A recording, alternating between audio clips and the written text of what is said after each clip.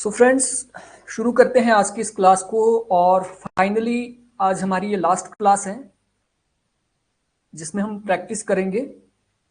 और इसके बाद हमारा एक मनोविज्ञान का बचता है। मनोविज्ञान की हमारी कॉन्सेप्चुअल क्लासेस होगी कुछ एक दो या तीन क्लासेस जितने में हमारा मनोविज्ञान कवर हो पाएगा। और यहाँ पे हम इन तीन क्लासेस में ओनली शिक्षा मनोविज्ञान को कवर करेंगे और उसके बाद शिक्षा मनोविज्ञान के क्वेश्चंस को देखेंगे और अगली यूनिट पे जाएंगे। तो ये आपकी अभी पेपर 1 की क्लास है और इसके बाद हमारी पेपर 2 की क्लास होगी। इस क्लास के एंड होने के बाद जैसे ही ये क्लास हमारी खत्म होती है। तो कल हम पहुंचे थे क्वेश्चन नंबर 488 पर और ये क्वेश्चन था, शिक्षक की भर्ती के लिए शिक्षण अभिरुचि की जांच करना क्यों आवश्यक है। ये टीचिंग एप्टीट्यूड या टीचिंग के प्रति किसी टीचर की रुचि है या नहीं है, वो जांच क्यों की जाती है भर्ती से पहले। एक व्यक्ति जो उच्च शिक्षा प्राप्त करता है उससे ये पता नहीं चलता कि वह एक अच्छा शिक्षक हो सकता है। भले कितना एजुकेटेड हो बट उससे पता नहीं लगता है कि वो पढ़ा भी पाएगा या नहीं। यह पता लगाना होता है कि वह व्यक्ति एक सफल शिक्षक हो सकता है अथवा नहीं। इससे ये जानकारी मिलती है कि वह शिक्षा से संबंधित समस्या का समाधान कर सकता है। कोई भी जेबीटी या बीएड कर चुका हो वह सफल शिक्षक बन सकता है या नहीं। तो टीचिंग एप्टीट्यूड आखिर क्यों रखा गया है, टीचिंग एप्टीट्यूड आखिर क्यों रखा है यूजीसी ने। और ये जब हम सिलेबस देखते हैं, ठीक है, यूजीसी का सिलेबस देखोगे टीचिंग एप्टीट्यूड का, स्टार्टिंग में ही उसमें उन्होंने ऑब्जेक्टिव क्लियर लिखे हैं और ये ऑब्जेक्टिव ऑप्शन सी है। मतलब इससे ये जानकारी मिलती है कि शिक्षा से संबंधित जो समस्या का समाधान कोई अभ्यर्थी कर पाएगा या नहीं कर पाएगा। ऑप्शन सी, वैसे सारे यहाँ पे सही लग रहे हैं बट ऑप्शन सी यहाँ पे बिल्कुल एक्यूरेट आंसर है, जो कि सिलेबस में भी उन्होंने बताया कि एक जो अभ्यर्थी है कि टीचिंग के प्रति, टीचिंग की जो समस्याएं होती है, प्रॉब्लम्स होती है, डिफरेंट डिफरेंट थ्योरी होती है, क्या उसके प्रति उसकी अभिरुचि ठीक है, यही जांच की जाती है इसमें। तो option C is right. Monika ji good evening. अगला प्रश्न है, निम्नलिखित में से कौन सा उद्देश्य गलत है, कौन सा ऑब्जेक्टिव गलत है। और ऑब्जेक्टिव किससे संबंधित, शिक्षक से संबंधित है, यहाँ पे टीचर से संबंधित कौन सा ऑब्जेक्टिव गलत है। अच्छा शिक्षक पक्षपाती होता है। जो एक अच्छा शिक्षक होता है वो पक्षपात करता है, बायस्ड होता है। तो ये तो बिल्कुल गलत है। ये तो हमें पहले ही यहाँ पे आंसर मिल गया कि अच्छा शिक्षक पक्षपाती होता है, तो गलत है। यहाँ पे अगले ऑप्शन देखने की जरूरत ही हमें नहीं पड़ेगी, ऑप्शन ए इज राइट। ठीक है, अच्छा शिक्षक कभी भी पक्षपाती नहीं होता है, बल्कि वो क्या होता है, निष्पक्ष होता है। तो अच्छा शिक्षक मोटिवेट करता है, उत्प्रेरित करता है। अच्छा शिक्षक पूर्व नियोजित होता है, यानी अपना लेसन प्लान वो पहले ही बना लेता है। अच्छा शिक्षक एक निर्देशक होता है, वो गाइड करता है अपने स्टूडेंट को।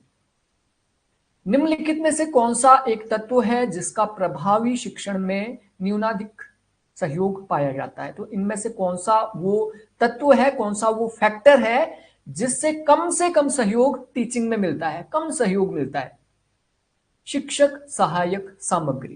देखिए, शिक्षक सहायक सामग्री से तो मिलता है सहयोग। शिक्षण व्यवस्था, जो आपकी टीचिंग से रिलेटेड जो व्यवस्था होती है, इंस्टीट्यूशन से रिलेटेड या जहां पे भी जो भी सिस्टम है। शिक्षण नियोजन, यानी आप जो प्लानिंग करते हैं टीचिंग की। या शिक्षण अनुभूति, इसमें से कौन सा है जो सबसे कम योगदान करता है प्रभावी शिक्षण में, इफेक्टिव टीचिंग में।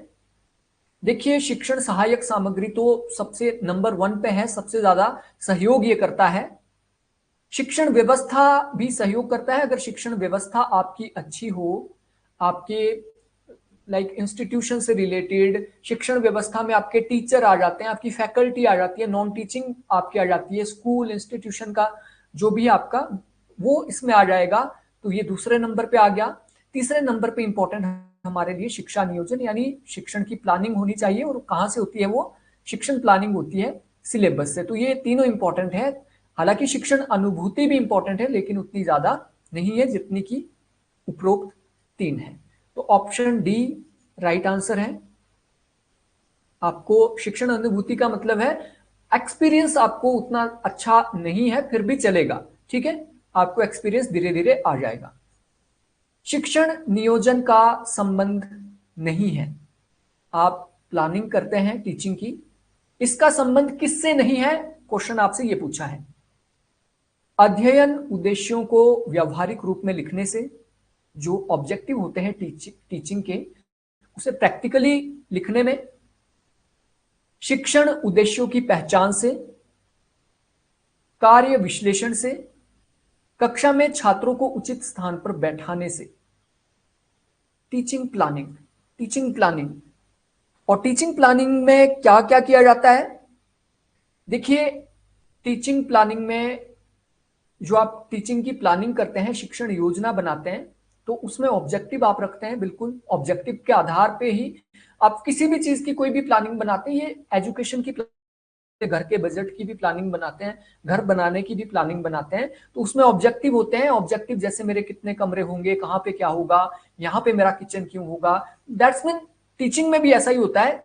आप कोई नियोजन कर रहे हैं, कोई प्लानिंग कर रहे हैं, तो उसके उद्देश्य होते हैं और उद्देश्यों की पहचान की जाती है कि ये उद्देश्य क्यों है। उसके बाद कार्यों का विश्लेषण भी किया जाता है कि क्या क्या काम इस योजना के तहत किए जाएंगे। लेकिन कक्षा में बिठाने का क्या मतलब है? कोई मतलब नहीं है यहाँ पे। बिल्कुल सही आप लोगों ने गैस किया या फिर आपने लॉजिकली बिल्कुल करेक्ट आंसर दिया है। कार्य विश्लेषण का संबंध है। कार्य विश्लेषण, ये यहाँ पे देखिए, कार्य विश्लेषण का संबंध किसके साथ है? यानी आप कार्यों का विश्लेषण करते हैं कि क्या क्या चीजें पढ़ाई जाएगी, तो कार्य विश्लेषण का संबंध किससे है? छात्र अधिगम संबंधी परिस्थितियों से, यानी जहां पे छात्र लर्न करते हैं, सीखते हैं, उससे संबंधी परिस्थितियों से। छात्र के अधिगम संबंधी प्रत्याशित व्यवहार से, यानी छात्रों का व्यवहार हमने किस डायरेक्शन में बदलना है, ठीक है, उससे संबंधित। छात्र की अधिगम संबंधी क्रियाओं से, अपेक्षित निष्पत्ति संबंधी मानदंड के निर्धारण से तथा उपयुक्त में से सभी से। क्वेश्चन आई होप आपको बिल्कुल अच्छे से समझ आया होगा। देखिए, इसका एग्जैक्टली हम देखें, जो हम कार्य विश्लेषण करते हैं, कार्य विश्लेषण लाइक हमने एक क्लास ली, ठीक है, क्लास लेने के बाद हमने एनालिसिस किया, विश्लेषण किया, ठीक है, और समझा। इस कार्य विश्लेषण को जो आपका वर्क होता है, जो आपकी एक्टिविटीज होती है, उसके बाद जो एनालिसिस किया जाता है वही है। तो डेफिनेटली जो हम वर्क करते हैं, फॉर एग्जांपल मैंने एक चैप्टर आपको पढ़ाया, उसका विश्लेषण, कार्य विश्लेषण कैसे करेंगे कि छात्र अधिगम संबंधी परिस्थितियां कैसी थी, किन परिस्थितियों में कहीं शोर तो नहीं था, कहीं रफ्तार ज्यादा तो नहीं थी। और दूसरा भी है, हम कार्य विश्लेषण इसलिए भी करते हैं कि छात्रों का जो व्यवहार है, जिस दिशा में हम बदलना चाहते थे, बदल रहा है या नहीं। तो दो यहाँ पे सही है, ठीक है। छात्र की अधिगम संबंधी क्रियाएं भी इसमें इंक्लूड हो जाएगी। तो option D is right answer. D इसका राइट आंसर होगा। कार्य विश्लेषण से लाभ है, शिक्षक को छात्र अधिगम संबंधी परिस्थितियों का सुपरिचित ज्ञान होना। देखिए, कार्य विश्लेषण से क्या होता है, हम कार्य विश्लेषण करते हैं, हमने फॉर एग्जांपल एक कार्य किया, एक चैप्टर पढ़ाया, एक चैप्टर पढ़ाने के बाद हमने उसका एनालिसिस किया। बच्चों, एनालिसिस कैसे करेंगे? सिंपली एक चैप्टर पढ़ाया, हमारा कार्य हुआ, हमने उसके बाद विश्लेषण किया, एनालिसिस किया क्वेश्चन आंसर से या फिर उनके व्यवहार से, ठीक है। तो इसके लाभ क्या है? शिक्षक को छात्र अधिगम संबंधी परिस्थितियों का सुपरिचित ज्ञान, शिक्षक को शिक्षण कार्य से सुपरिचित कराना। तो इसका आंसर भी आई होप आप दे पाओगे आसानी से। देखिए, कार्य विश्लेषण एक तो हम इसलिए करेंगे कि बच्चों को कितना समझ आया, दूसरा शिक्षक को शिक्षण कार्य से सुपरिचित कराना, यानी शिक्षक को भी पता लगता है कि मैंने जो पढ़ाया वो कितना सही पढ़ाया है या फिर क्या कोई परिवर्तन करने की जरूरत है। तो ऑप्शन सी इसका राइट आंसर होगा, दोनों सही है। शिक्षक के द्वारा पाठ्य वस्तु विश्लेषण के समय ध्यान दिया जाता है। टीचर जो होता है वो जब सिलेबस का एनालिसिस करता है, उसके समय क्या ध्यान दिया जाता है? फॉर एग्जाम्पल, हमारे पास यूनिट एक है और वो टीचिंग एप्टीट्यूड की हमारी यूनिट है टीचिंग एप्टीट्यूड की। ठीक है, जब हम इसका एनालिसिस करेंगे, इसके अंदर देखेंगे क्या क्या चीजें हैं, क्या क्या पढ़ानी है, क्या क्या रिसोर्सेज हमने लेने। ठीक है, तो पाठ्य वस्तु का जब विश्लेषण किया जाता है, हम क्या ध्यान में रखते हैं? पाठ्य तत्वों पर, उप प्रकरण पर, या इन सभी पर। और इसका आंसर भी लॉजिकली आप बिल्कुल सही दे पाओगे ना, मैं कह सकता हूं। देखिए, पाठ्य तत्वों पर सबसे पहले तो सिलेबस के जो हमारी यूनिट 1 है, इसके तत्व क्या क्या है, इसमें कौन कौन से चैप्टर इंक्लूड किए गए हैं। उसके बाद प्रकरण पर भी देंगे, प्रकरण यानी इसमें कौन कौन सी चीजें इंक्लूड की गई हैं, और प्रकरण के नीचे आ जाएगा उप प्रकरण। ठीक है, तो दैट्स मीन ऑप्शन डी इसका करेक्ट आंसर है। क्रियात्मक उद्देश्यों के दोनों सिरों के छोरों पर पाए जाने वाले उद्देश्य हैं।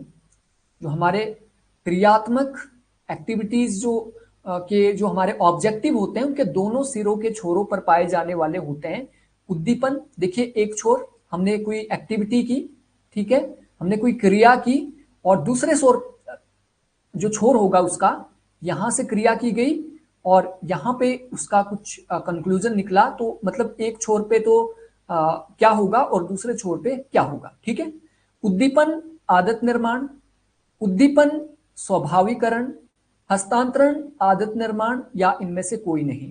और हमने डेफिनेटली ये क्रियात्मक जो शैली है, इसके बारे में हमने ज्यादा पढ़ा नहीं है। ठीक है, तो इसका क्या होता है, बेसिकली स्टिमुलेशन एक छोर पे होती है। आप कोई भी चैप्टर करते हैं, कोई भी एक्टिविटी करते हैं, तो उसका लक्ष्य क्या होता है? उद्दीपन, स्टिमुलेशन करना। उद्दीपन का मतलब है बच्चों के अंदर भाव जगाना। अब उद्दीपन कैसे होता है? फॉर एग्जाम्पल मैं बताऊं, जैसे मैं कल भी एग्जाम्पल दे रहा था कि वर्ल्ड वॉर 2, सबसे पहले बच्चों के अंदर उद्दीपन, स्टिमुलेशन करनी पड़ेगी, बच्चों के अंदर उत्तेजना जगानी पड़ेगी। तो हम कैसे बोलेंगे? देखिए, वर्ल्ड वॉर 2 इतना भयानक था कि 14 लाख लोग मर गए। और 14 लाख का मतलब है कि कम से कम जो अभी यूरोप के देश है, पूरा का पूरा देश तबाह हो गया वहां पे। और हिटलर ने तो 10 लाख लोगों को चैम्बर में डाल दिया, और वो राष्ट्रवाद का नाम पे उन्होंने चैम्बर में लोगों को मार दिया। ठीक है, अब यहां पे उद्दीपन जगा कि नहीं जगा, उत्तेजना जगी कि नहीं जगी, मतलब आपके अंदर कोई नए विचार आए कि नहीं आए? डेफिनेटली आए होंगे। भाई, ऐसा भी कैसा हिटलर हो गया जिसने 10 लाख लोगों को चैम्बर में डाल दिया? आपके दिमाग में क्वेश्चन यहाँ पे उपजा होगा कि क्यों डाला, ऐसा भी क्या था, ऐसा कैसा राष्ट्रवाद? दैट्स मीन ये जो क्वेश्चन आपके दिमाग में आए, इसी को उद्दीपन कहा जाता है, इसी को स्टिमुलेशन कहा जाता है।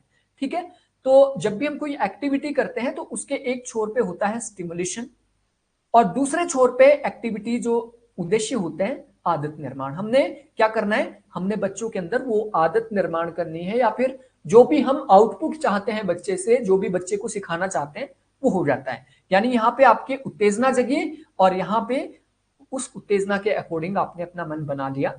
ठीक है, ज्ञानात्मक उद्देश्यों का संबंध है मस्तिष्क से, हाथों से, हृदय से, या बातों से। तो ये तो डेफिनेटली आपको पता ही होगा, एपिस्टिमोलॉजी से कहा जाता है ज्ञानात्मक उद्देश्य।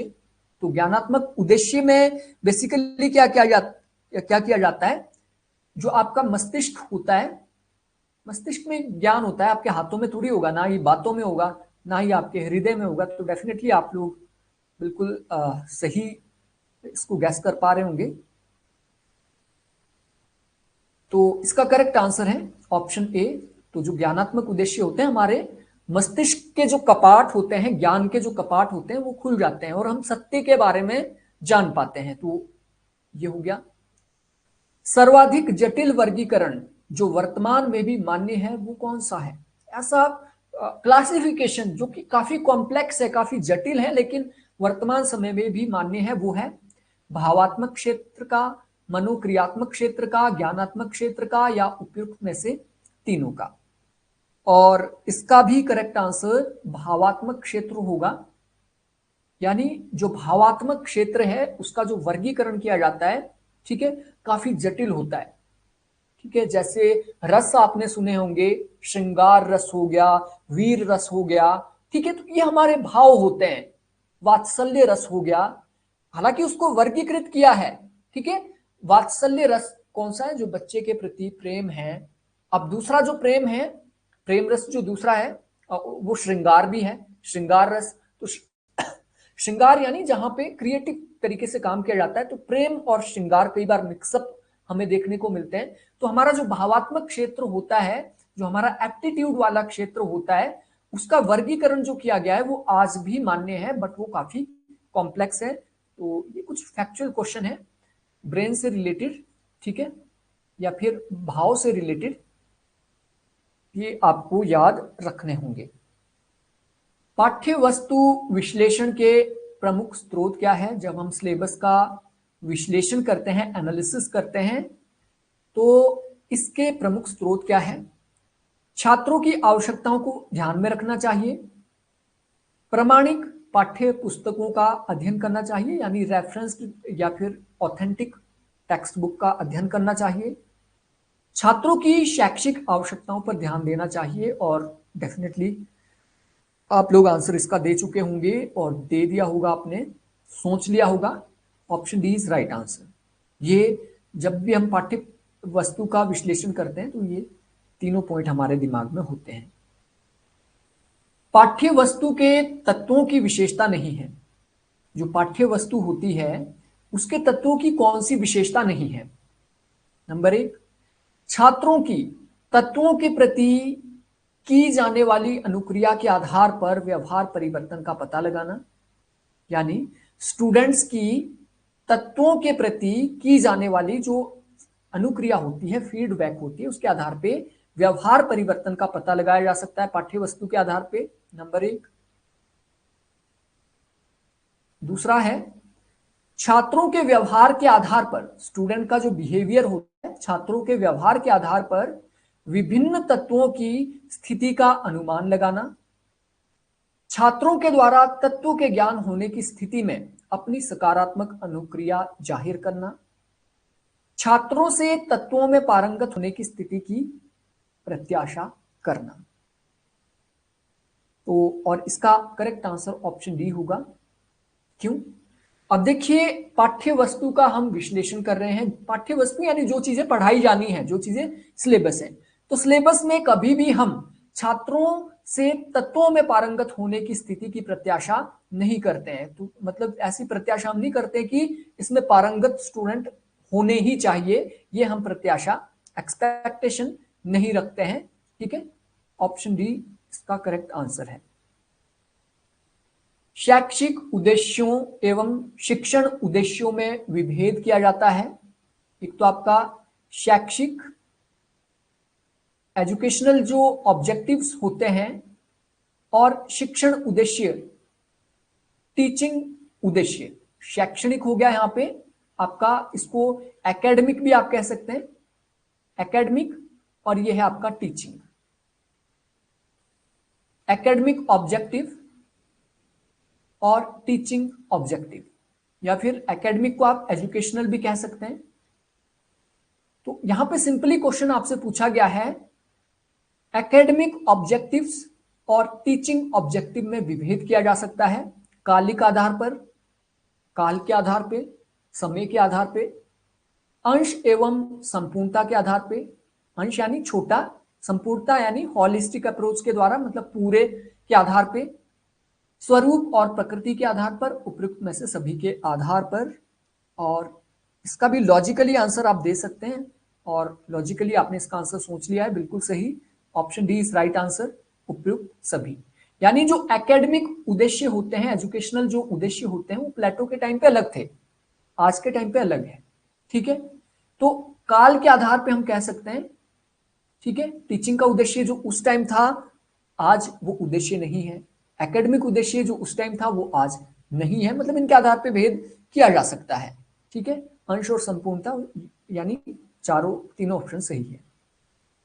राष्ट्रीय एकता की भावना का विकास, यह उद्देश्य कहा जाएगा शैक्षिक उद्देश्य, विशिष्ट उद्देश्य, शिक्षण उद्देश्य या राष्ट्रीय उद्देश्य। राष्ट्रीय एकता की बात की गई है। देखिए, राष्ट्रीय उद्देश्य तो नहीं होगा, नेशनल ऑब्जेक्टिव। हम टीचिंग के स्टूडेंट है बेसिकली, हम टीचर बनने जा रहे हैं, टीचिंग एप्टीट्यूड हम लोग पढ़ रहे हैं। तो राष्ट्रीय तो यहाँ पे आपको खजल करने के लिए, कंफ्यूज करने के लिए यहाँ पे दिया है। राष्ट्रीय उद्देश्य राष्ट्रीय एकता की भावना का विकास करना नहीं होगा। इसके बाद हमारा बचता है विशिष्ट उद्देश्य। एक बचता है हमारे पास शैक्षिक उद्देश्य, एक बचता है शिक्षण उद्देश्य। राष्ट्रीय एकता का जो विकास करना है वो शिक्षण उद्देश्य भी नहीं होगा, वो होगा शैक्षिक उद्देश्य, एकेडमिक या फिर एजुकेशनल। यानी जो स्टेट के द्वारा एजुकेशन दी जाती है, स्टेट के द्वारा जो एजुकेशन दी जाती है वो इसलिए दी जाती है ताकि अच्छे नागरिक बन पाए। अच्छे नागरिक बन पाए तो ये प्लेटो एरिस्टोटल के टाइम से ही है। एरिस्टोटल ने जो शिक्षा का सिद्धांत दिया तो उन्होंने ये बोला था कि नागरिकों को संविधान के अनुकूल हमने बनाना है, वो एकेडमिक उद्देश्य होगा, वो शैक्षणिक उद्देश्य होगा। ठीक है, तो शैक्षणिक उद्देश्य है हमारे भारत देश की अगर हम बात करें तो शैक्षणिक उद्देश्य माना जाता है लोगों के अंदर भाईचारा, प्रेम, बंधुत्व, समानता, स्वतंत्रता, राष्ट्रीय एकता के प्रति भावना का विकास करना। शैक्षिक उद्देश्यों का स्रोत होता है आर्थिक स्थिति, मनोवैज्ञानिक सिद्धांत, राजनीति, सामाजिक दर्शन। एकेडमिक जो ऑब्जेक्टिव आपके होते हैं, एजुकेशनल ऑब्जेक्टिव, टीचिंग ऑब्जेक्टिव नहीं है यहाँ पे एजुकेशनल वाला है। ठीक है, एजुकेशनल ऑब्जेक्टिव का जो आधार होता है वो होता है मनोवैज्ञानिक आधार। ठीक है, ऊपर आपने देखा होगा राष्ट्रीय एकता। तो राष्ट्रीय एकता बेसिकली जो राष्ट्रीयता की जो भावना होती है वो एक मनोवैज्ञानिक सिद्धांत है। राष्ट्र क्या है? एक मनोवैज्ञानिक अवधारणा है, यानी लोगों का जो दिमाग है, लोग बिल्कुल देश के प्रति प्रेम रखते हैं। तो कहां से रखते हैं? तो ये मनोवैज्ञानिक सिद्धांत है। तो शैक्षिक उद्देश्यों का स्रोत होता है मनोवैज्ञानिक सिद्धांत। ज्ञानात्मक उद्देश्यों का संबंध होता है ज्ञानात्मक उद्देश्य। ज्ञानात्मक मैंने पहले ही आपको बोल दिया है, इसे एपिस्टेमोलॉजी कहा जाता है। ज्ञानात्मक उद्देश्य सूचनाओं, ज्ञान तथा तथ्यों की जानकारी से, शारीरिक क्रिया के प्रशिक्षण से। तो फिजिकल एक्टिविटी का क्या लेना देना है ज्ञान से? डायरेक्टली यहाँ पे इसको तो हम यहीं पे रिजेक्ट कर लेते हैं। ज्ञान की बात हो रही है, आप बोलो चलो जी वॉलीबॉल खेलेंगे, तो वहां से क्या ज्ञान मिलेगा आपको? स्किल तो वहां से मिल सकती है। अगला, रुचियों, अभिवृत्तियों तथा मूल्यों का विकास या उपयुक्त में से सभी। और यहां पे अगर आपको दो ऑप्शन सही लग रहे हैं तो सारे सही हो सकते हैं, अगर आपको दो सही लग रहे हैं। लेकिन मुझे यहां पे एक चीज जो है, ये रुचियों का काम नहीं होता है आपके ज्ञानात्मक अभिवृत्तियों में। अभिवृत्तियां यहां पे बिल्कुल सही है। मूल्यों का विकास भी आपके ज्ञान से हो सकता है, जैसा ज्ञान आपको मिलता है आपकी वैल्यू सिस्टम भी वैसा बन सकता है, लेकिन रुचियां यहां पे नहीं होगा। देखिए, ज्ञानात्मक उद्देश्य क्या होता है? सत्य, अल्टीमेट ट्रुथ, जो बिल्कुल सच को जानने के लिए हमारे कपाट खोलता है। तो रुचियां तो हमारी गलत कामों में भी हो सकती है, ऐसे कामों में भी हो सकती है जिसका ज्ञान से कोई लेना देना ही नहीं है। ठीक है, तो यहां पे देखिए ऑप्शन ए सही है, जहां पे हम इंफॉर्मेशन, नॉलेज और फैक्ट्स की जानकारी प्राप्त करते हैं, वो है ज्ञानात्मक उद्देश्य। तो यहाँ पे रुचियां नहीं होगा, दैट्स मीन ऑप्शन सी नहीं होगा। बी को हम पहले ही रिजेक्ट कर चुके हैं, तो डी भी यहाँ पे नहीं होगा। ऑप्शन ए इसका सही आंसर होगा। बिल्कुल सही, आप लोगों ने भी सही आंसर दिया है। ज्ञानात्मक उद्देश्य की सर्वोपरि श्रेणी मूल्यांकन है, जिसका अर्थ है आपका जो ज्ञानात्मक उद्देश्य होता है, ज्ञान अर्जन का जो ऑब्जेक्टिव आपका होता है, इसकी सर्वोपरि श्रेणी मूल्यांकन है, जिसका अर्थ है, श्रेणी मूल्यांकन का क्या अर्थ होता है ये आपसे पूछा है। गिल्ड इवोल्यूशन भी से कह सकते हैं आप। गुणात्मक एवं परिणात्मक विवेचना से, या तो ये क्वांटिटेटिव हो सकता है या फिर ये क्वालिटेटिव हो सकता है। स्वनिर्णय, बाह्य एवं आंतरिक निर्णय से, यानी खुद निर्णय लेना बाहर की परिस्थितियों के आधार पर या आंतरिक। परीक्षा से, उपयुक्त में से कोई नहीं। और इसका करेक्ट आंसर होगा, देखिए जब ज्ञान आपको मिल जाता है तब आप क्या कर पाते हैं? आप जिस ज्ञानी जो हो गया, ज्ञानी जो आदमी है, ज्ञानी आदमी है, वो अपने आप से निर्णय ले सकता है कि नहीं ले सकता है? बिल्कुल, एक ज्ञानी आदमी जो होता है, ज्ञानी आदमी अपने आप निर्णय ले सकता है बाह्य एवं आंतरिक निर्णय वो ले सकता है, मतलब स्व निर्णय। एक बार जो आपको इस प्रकार का ज्ञान देना है, ज्ञानात्मक उद्देश्य आपके इस तरीके से होंगे कि जो स्टूडेंट होगा वो स्व निर्णय ले पाए बाह्य एवं आंतरिक परिस्थितियों के हिसाब से। ठीक है, तो ऑप्शन बी इसका करेक्ट आंसर है। सम प्रत्यय संबोध की आधारशिला है। देखिए, प्रत्यय होता है आइडिया, प्रत्यय का मतलब होता है आइडिया, और सम प्रत्यय का देख लेते हैं, क्योंकि कई बार क्या होता है, हमारे जो हिंदी के शब्द होते हैं, एक चीज अगर उसमें चेंज हो जाए तो बिल्कुल उसका अर्थ का अनर्थ हो सकता है। सम प्रत्यय, देखिए सम प्रत्यय संबोध का मतलब यहां पे है कॉन्सेप्ट। ठीक है, कॉन्सेप्ट।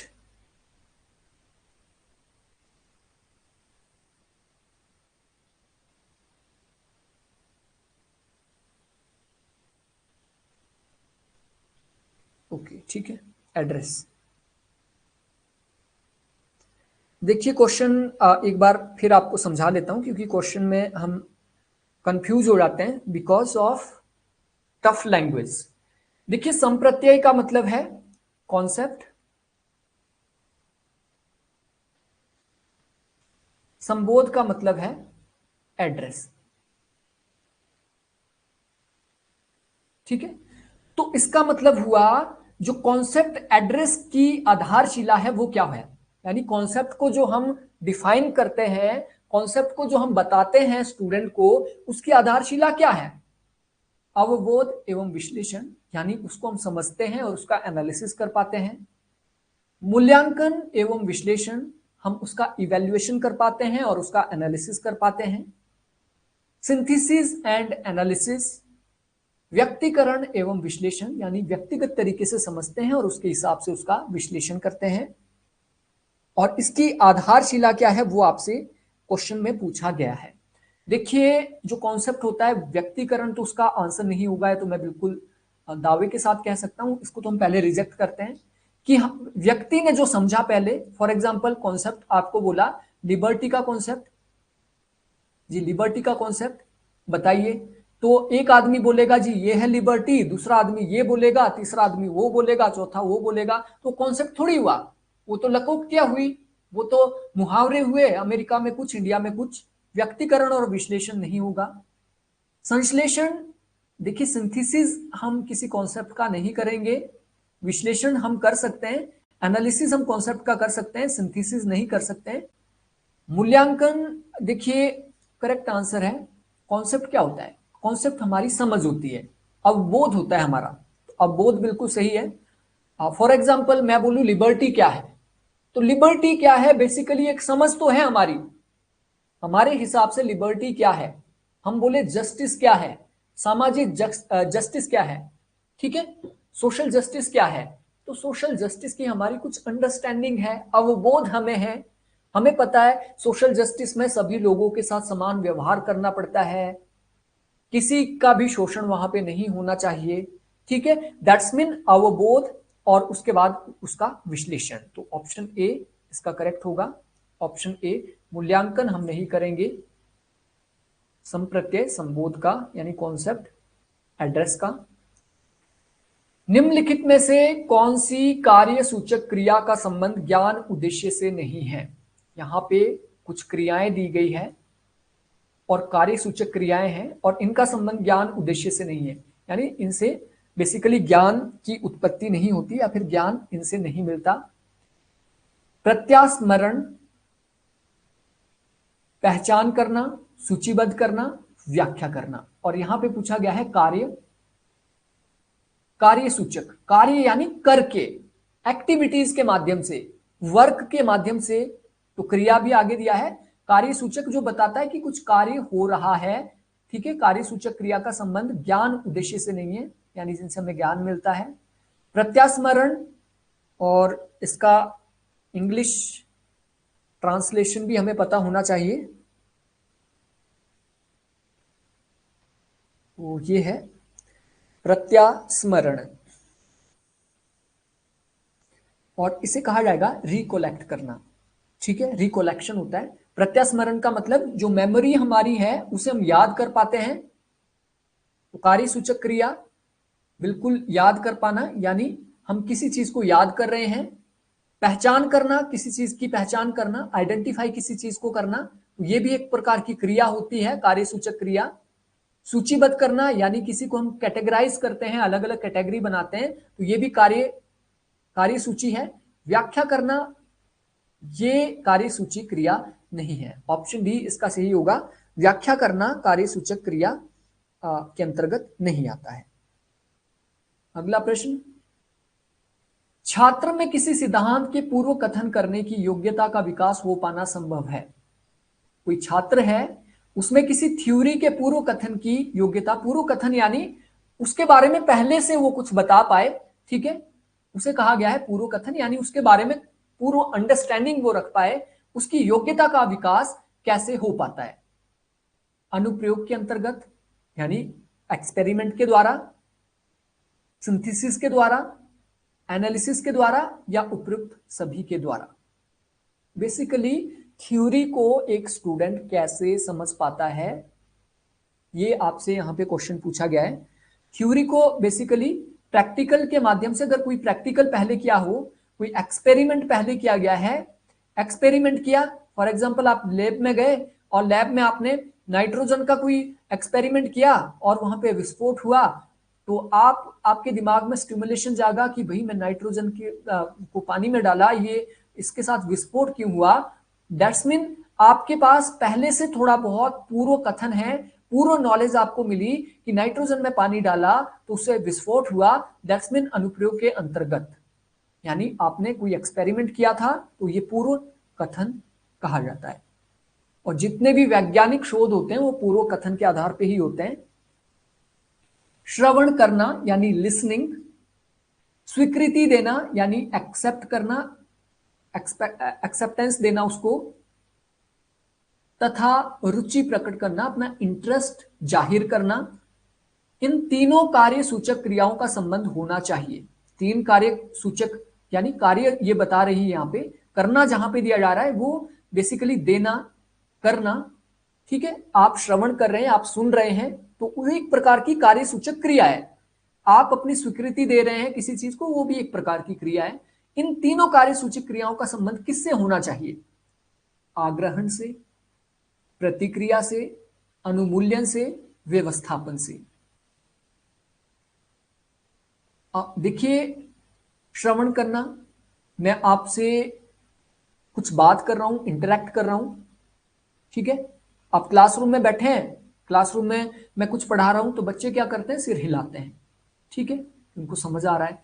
स्वीकृति देना, हाँ, तो स्वीकृति देना, तो वहां पे भी ऐसे वो सिर हिलाएंगे हाँ में।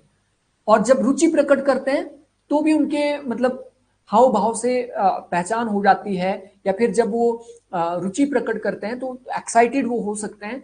दैट्स मीन वो एक प्रकार की प्रतिक्रिया दे रहे होते हैं। ऑप्शन बी, मतलब जहां पे हम क्या है, फीडबैक देते हैं, प्रतिक्रिया देते हैं, वो कार्य सूचक क्रिया का संबंध होता है, जहां पे हम स्वीकृति देते हैं, रुचि प्रकट करते हैं, या फिर सुनते हैं। Regional college of education Mysore RCEM के अनुसार ज्ञानात्मक उद्देश्यों का सही वर्गीकरण क्या है?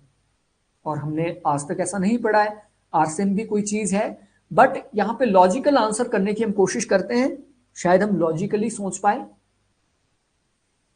तो ज्ञानात्मक उद्देश्य यानी ज्ञान से रिलेटेड उद्देश्य।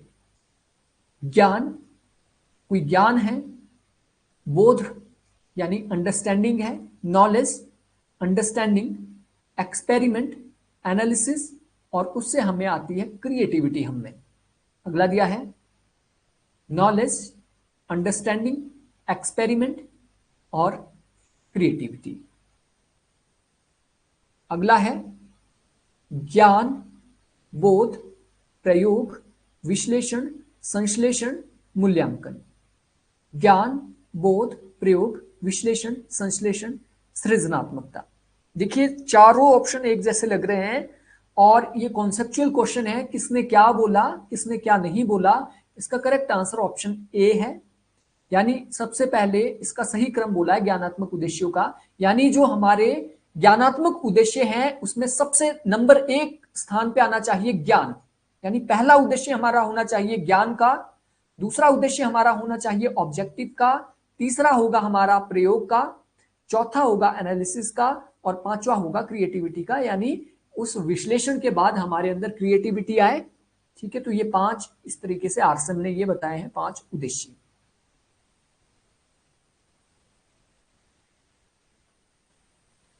ठीक है, अगला क्वेश्चन देख लेते हैं। अनुप्रयोग के अंतर्गत इसका शायद मैंने आपको एक बार इसको चेक कर लेते हैं। इसका आंसर एक्चुअल में ए नहीं है, यहीं पे इसको करेक्ट कर लेते हैं। आरसेम ने बी बताया इसका, इसको एक बार करेक्ट कर लीजिए आप। वैसे इस टाइप के क्वेश्चन आते तो नहीं है, लेकिन फिर भी हमें इसके लिए सचेत रहना चाहिए। इस टाइप के क्वेश्चन के लिए ज्ञान पहले नंबर पे बताया है, अंडरस्टैंडिंग दूसरे नंबर पर। यहां तक तो बिल्कुल ठीक है, पहला भी ठीक है, दूसरा भी ठीक है, प्रयोग भी ठीक है, 3, और चौथा इन्होंने बताया सृजनात्मकता। इन्होंने एनालिसिस को यहाँ पे नहीं बताया है। ऑप्शन बी सही है इसका, इसको करेक्ट कर लें। Option B, knowledge, understanding, experiment and creativity. Analysis नहीं है, दैट्स मीन ऑप्शन ए नहीं होगा, ऑप्शन बी सही है। अगला प्रश्न देखते हैं। अनुप्रयोग के अंतर्गत मानसिक योग्यताएं निहित रहती है, पूर्व कथन करना और विश्लेषण करना। और दोस्तों ये आपके लिए मैं अलग से एक डिक्शनरी की बनाने की कोशिश कर रहा हूं।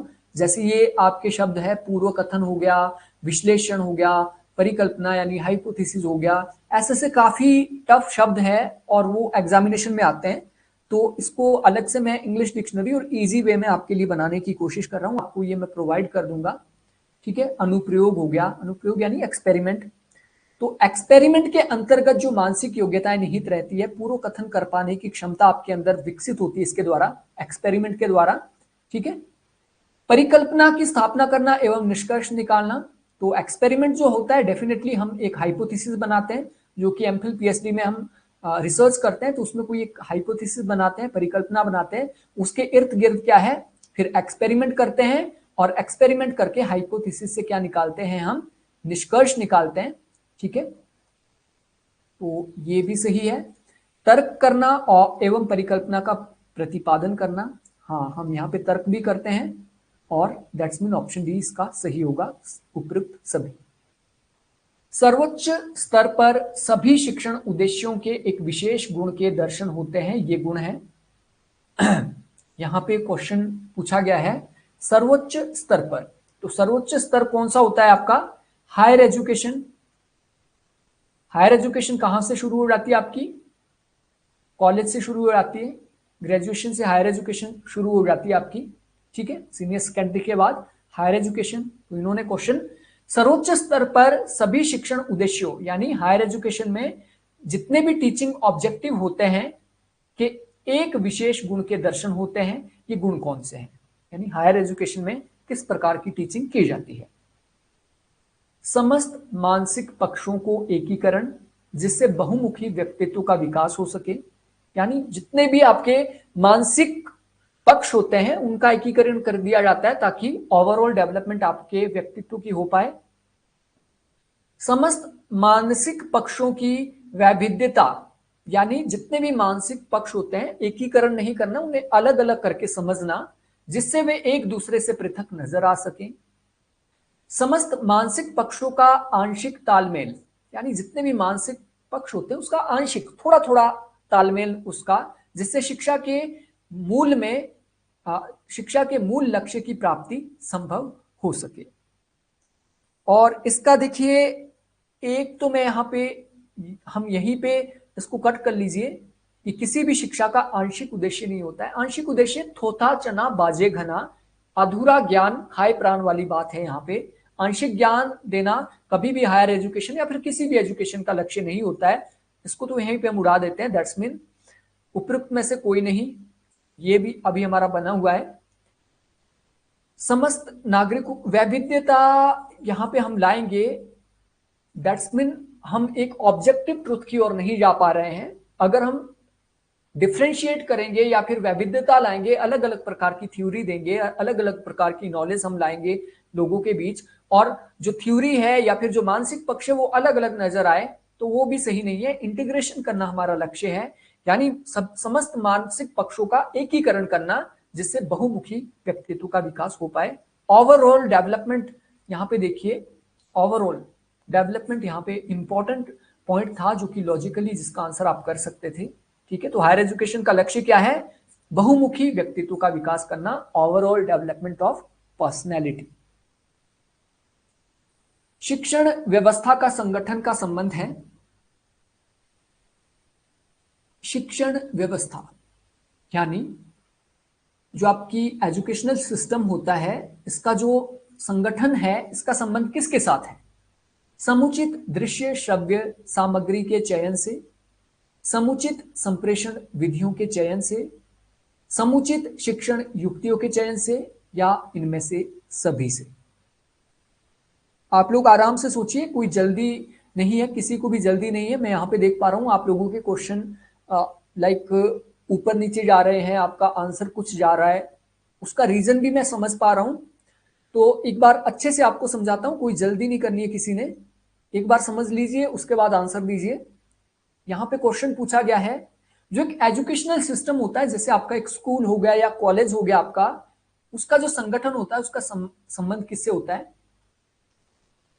समझ आया आपको? एजुकेशन सिस्टम, फॉर एग्जांपल आपका एक स्कूल है या आपका एक कॉलेज है, उसका संबंध किसके साथ है? नंबर एक, समुचित दृश्य सामग्री के चयन से, यानी आपकी जो एजुकेशन व्यवस्था है, आपका स्कूल है, वो ऐसी व्यवस्था आपको देगा जिसमें आप कंप्लीट होलिस्टिक तरीके से दृश्य श्रव्य सामग्री का चयन कर पाए, जिससे छात्रों को फायदा हो।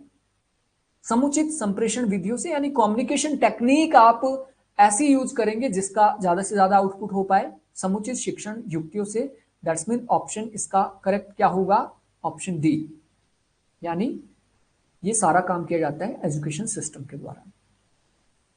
निम्नलिखित में से एक खेल विधि नहीं है।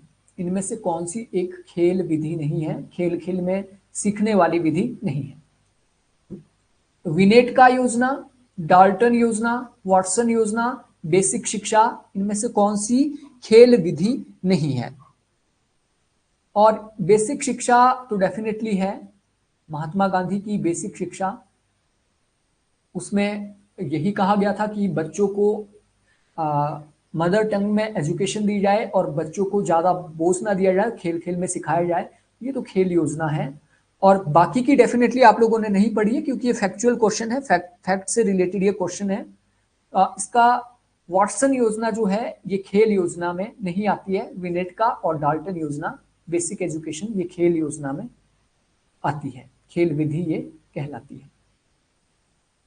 तो करेक्ट आंसर ऑप्शन सी है, वाटसन योजना खेल विधि नहीं है। वर्तमान प्राथमिक शिक्षा में सबसे अधिक अवांछनीय प्रवृत्ति क्या है? पाठ्यक्रम में शिथिलता, कक्षा के आकार में वृद्धि, शिक्षण का व्यक्तिकरण, विषयों के मध्य सह संबंध। क्वेश्चन आई होप आपको समझ आ गया होगा। जो आज के टाइम की प्राइमरी एजुकेशन है, इसमें सबसे अवांछनीय प्रवृत्ति कौन सी है? अवांछनीय होता है लाइक जो गैर जरूरी है, जो बिल्कुल भी जरूरी नहीं है। और जैसे खरपतवार होती है वो अवांछनीय होती है, हमें तो बेसिकली फसल लगानी है, लेकिन खरपतवार क्या है? अवांछनीय आ जाती है। तो इसका मतलब है वर्तमान प्राथमिक शिक्षा में सबसे अधिक अवांछनीय गैर जरूरी प्रवृत्ति कौन सी है? पाठ्यक्रम में शिथिलता, कक्षा के आकार में वृद्धि, शिक्षण का व्यक्तिकरण। व्यक्तिकरण, शिक्षण का व्यक्तिकरण का मतलब यहां पे क्या है कि हर एक बच्चे तक मतलब अच्छे से नॉलेज को पहुंचाया जाए। विषयों के मध्य सह संबंध, ये अच्छी प्रवृत्ति है कि हम इंटरडिसिप्लिनरी स्टडी करें। विषयों के मध्य सह संबंध, फॉर एग्जांपल हम सोशियोलॉजी पढ़ रहे हैं, सोशियोलॉजी के साथ साथ हमें पॉलिटिकल साइंस भी पढ़ाया जा रहा है, इकोनॉमी भी पढ़ाई जा रही है, ठीक है। तो ये इसे कहा जाता है विषयों के मध्य सह संबंध यानी मल्टीडिसिप्लिनरी स्टडी। ये तो अच्छा, ये तो जरूरी है, व्यक्तिकरण भी जरूरी है। पाठ्यक्रम में शिथिलता, थोड़ा ये लग रहा है कि ये गलत हो सकता है, लेकिन कक्षा के आकार में वृद्धि हो रही है तो डेफिनेटली वहां पे व्यक्तिकरण नहीं हो पाएगा, हर बच्चे तक हम नहीं पहुंच पाएंगे। ये भी एक प्रकार का रिसेंट ट्रेंड है। ए और बी दोनों यहां पे लग रहा है, बट बी इसका राइट आंसर होगा, ठीक है। शिथिलता यहां पे आई है, इसका मतलब फ्लेक्सिबिलिटी आप इसे कह सकते हैं। फ्लेक्सिबिलिटी, पाठ्यक्रम में अगर फ्लेक्सिबिलिटी आएगी तो वो ज्यादा दुष्कर नहीं है, ज्यादा खराब चीज नहीं है जितना कि कक्षा में आकार में वृद्धि है। शिक्षा का उद्देश्य व्यक्ति के देश का विकास करना होता है, शरीर का तो घर में बैठ के जिम में कर सकते हैं आप। शिक्षा के माध्यम से समाज का विकास होता है, विद्यार्थियों का विकास होता है, ज्ञान का विकास होता है। शिक्षा के माध्यम से बेसिकली समाज का विकास होता है, डेफिनेटली ज्ञान का भी विकास होता है, विद्यार्थियों का भी विकास होता है, अल्टीमेटली किसका विकास होता है? समाज का, ठीक है। तो शिक्षा का उद्देश्य क्या होता है? समाज का विकास, यानी एक व्यक्ति अगर समझदार है, शिक्षित है, तो पूरा समाज, पूरी सोसाइटी शिक्षित होगी और समाज को एक शिक्षित व्यक्ति से फायदा मिल सकता है। तो इसका करेक्ट आंसर क्या होगा? ऑप्शन सी, समाज। अगला देख लेते हैं। शिक्षक का प्रथम कर्तव्य है कि वह अपने देश के प्रति उत्तरदायी रहे। परिवार के प्रति, तो परिवार के प्रति तो मैं भी रहूंगा, हर एक आदमी रहेगा, वो शिक्षक हो या ना हो, कोई भी हो वो, ठीक है। विद्यार्थियों के प्रति, राष्ट्र के प्रति, यहाँ पे ऑप्शन में ऑप्शन सी ही यहाँ पे आएगा। देखिए, शिक्षा का उद्देश्य अगर समाज का विकास करना है तो शिक्षक किसके प्रति उत्तरदायी रहना चाहिए? समाज के प्रति, यानी ऐसे विद्यार्थी वो बनाए जो समाज के अनुकूल हो। इसलिए इसका भी आंसर ऑप्शन सी ही होगा। शिक्षक का मूल कर्तव्य क्या है कि जिस प्रकार का समाज है उसी अनुरूप विद्यार्थियों को बनाए, यानी समाज के प्रति उत्तरदायी रहेंगे। ऐसा नहीं कि विद्यार्थियों के प्रति ही उत्तरदायी रहेंगे, विद्यार्थी के माँ बाप भी तो है, ठीक है। तो माँ बाप के प्रति भी तो उत्तरदायी रहते हैं। पीटीए है, पेरेंट्स टीचर एसोसिएशन, उसके प्रति भी उत्तरदायी है। तो सारा कुछ इंक्लूड करके हम चले तो विद्यार्थी ओनली नहीं बल्कि समाज। और राष्ट्र यहाँ पे क्यों नहीं है? आप लोग थोड़ा ये सोच रहे होंगे कि राष्ट्र तो यहाँ पे लाइक बड़ी चीज यहाँ पे बताई जा रही है कि राष्ट्र भी है, राष्ट्र को क्यों गलत कर दिया यहाँ पे? देखिए, राष्ट्र का मतलब एक मनोवैज्ञानिक अवधारणा होती है और राष्ट्र कई प्रकार के होते हैं, जैसे हिंदू राष्ट्र, ठीक है, मुस्लिम राष्ट्र या फिर ट्राइबल राष्ट्र, अलग अलग राष्ट्र हो सकते हैं। तो राष्ट्र के प्रति यहाँ पे नहीं होगा, समाज यहाँ पे ज्यादा बेटर है। जिस समाज का वो टीचर है, जिस समाज में वो पढ़ा रहा है, उसके लिए उत्तरदायी वो होगा। बहुत से लोग शिक्षक बनना चाहते हैं, क्योंकि बहुत से लोग टीचर बनना चाहते हैं। उसका कारण क्या है? अध्यापन में कम परिश्रम करना पड़ता है, ज्यादा लेबर नहीं वहां करनी पड़ेगी आपको। बच्चों को पढ़ाना अच्छा लगता है, छुट्टियां बहुत मिलती है, पढ़ाने में व्यवस्था नहीं रहती है। और इसका आंसर भी आपको डेफिनेटली, हमने पहले पढ़े हैं ये क्वेश्चन, और इसका आंसर आप बिल्कुल दे पाओगे। बताइए क्या इसका आंसर? हमने कम से कम 3-4 बार ऐसा क्वेश्चन पढ़ा है।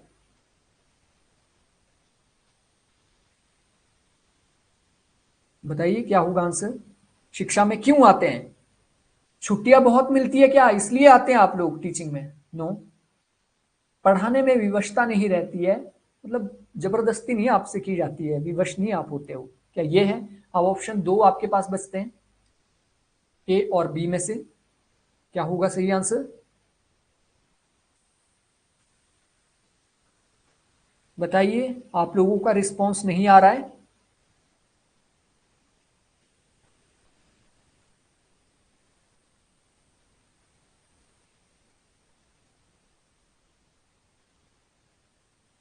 आप लोगों को आवाज आ रही है क्या क्लियर?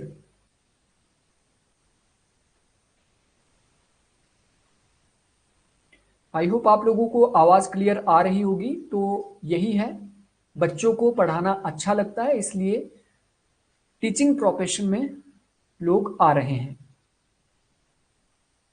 वैज्ञानिक अभिवृद्धि वाला छात्र भविष्य में एक ऐसा बच्चा है जिसका एटीट्यूड वैज्ञानिक साइंटिफिक एटीट्यूड किसी बच्चे का है, भविष्य में वो क्या करेगा, क्रमबद्धता से पढ़ता है यानी सिस्टमेटिक तरीके से पढ़ता है, अच्छी नौकरी पाता है, विवेकपूर्ण चिंतन करता है या साहसी बनता है। अब देखिए, नौकरी पाना शिक्षा का उद्देश्य है ही नहीं, ऑप्शन बी को तो हम यहीं पे उड़ा देते हैं। क्रमबद्धता से पढ़ता है, एक तो ये हमारे पास बचता है, एक विवेकपूर्ण चिंतन। अब वैज्ञानिक अभिवृत्ति वाला व्यक्ति साहसी बनता है, यहां पे उसका कोई भी लेना देना नहीं है, इससे इसका कोई भी लेना देना नहीं है। ओके, ठीक है। अब आपके पास ऑप्शन सी बचता है और ऑप्शन ए बचता है। तो वैज्ञानिक दृष्टिकोण वाला आदमी कैसा होता है, रैशनल होता है, वो इलॉजिकल चीजों पे विश्वास नहीं रखता है, ठीक है। दैट्स मीन इसका करेक्ट आंसर ऑप्शन सी होगा, यानी विवेकपूर्ण चिंतन करेगा वो। एक जो साइंटिफिक माइंडसेट वाला आदमी होगा वो क्या करेगा, रैशनल चीजों पे विश्वास करेगा। इरैशनल चीजें जो है, जो प्रथाएं हैं या फिर रूढ़िवाद है, उससे अलग होकर वो रैशनल विवेक के आधार पे काम करेगा। किसी कौशल को सीखने का सबसे अच्छा तरीका क्या है, कोई कौशल आपने सीखना है, कोई स्किल आपने सीखनी है, कोई हुनर आपने सीखना है, उसका सबसे अच्छा तरीका क्या है। सुन के सीख सकते हैं आप, पढ़ के सीख सकते हैं, करके सीख सकते हैं या देखकर सीख सकते हैं। हुनर कैसे सीख सकते हो आप, तो ये क्वेश्चन हम पहले देख चुके हैं। 519 का करेक्ट आंसर क्या होगा,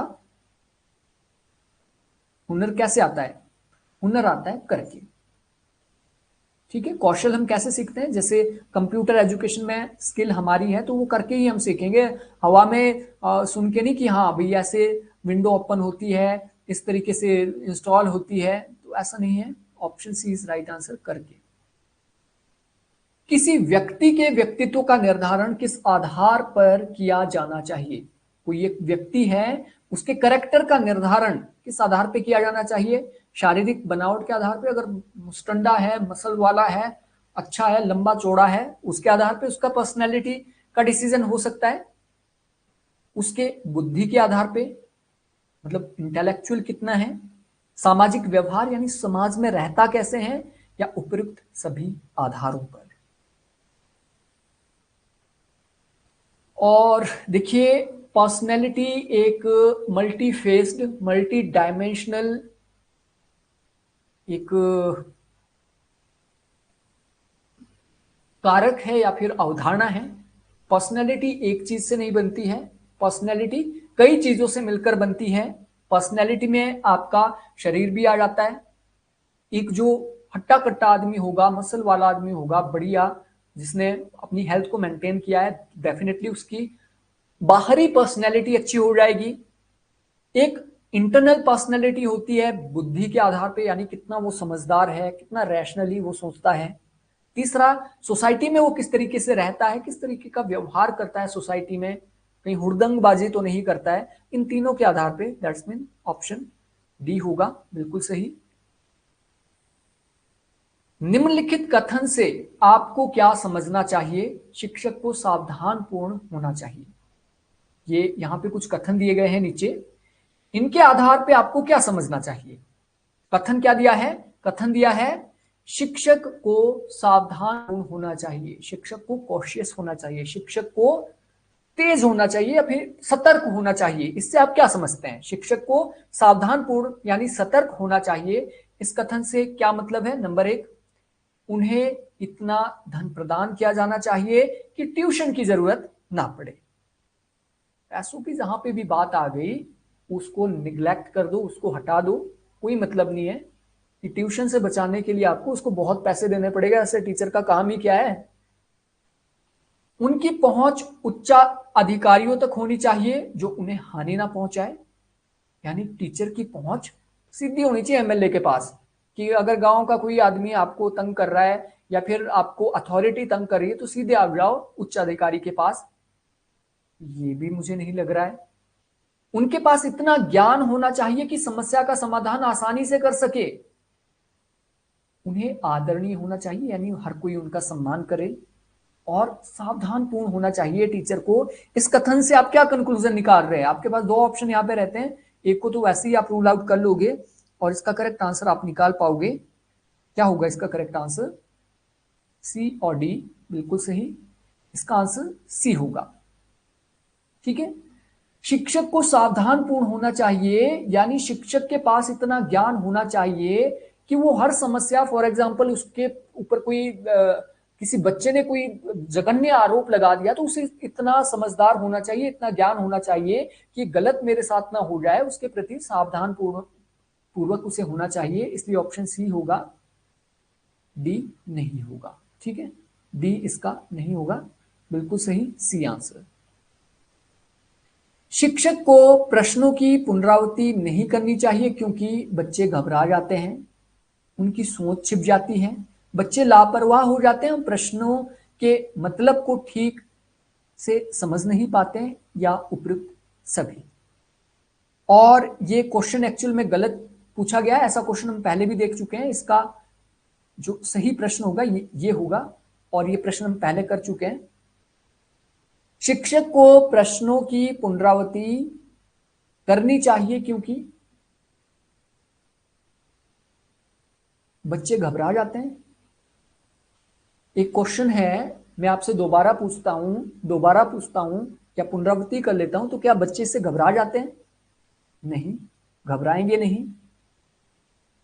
उनकी सोच छिप जाती है, मतलब उनकी जो सोच है वो छिप जाएगी इससे? नहीं। बच्चे लापरवाह हो जाएंगे अगर मैं बार बार आपसे कोई प्रश्न पूछूं, मतलब को ठीक से नहीं समझ पाएंगे। बार बार मैं पूछता हूं आपसे कोई क्वेश्चन, दैट्स मीन आप क्या है, उसका जो छिपा हुआ अर्थ है वो सीख पाएंगे, ये भी नहीं होगा। दैट्स मीन उपयुक्त सभी। शिक्षक को प्रश्नों की पुनरावृत्ति करनी चाहिए क्योंकि बच्चे कई बार घबरा जाते हैं, एक बार में वो आंसर नहीं दे पाते हैं, उनकी सोच छिप जाती है। और ओवरऑल हम इस क्वेश्चन को देखें तो क्वेश्चन कहीं हमें इसका फ्रेम ही गलत दिख रहा है।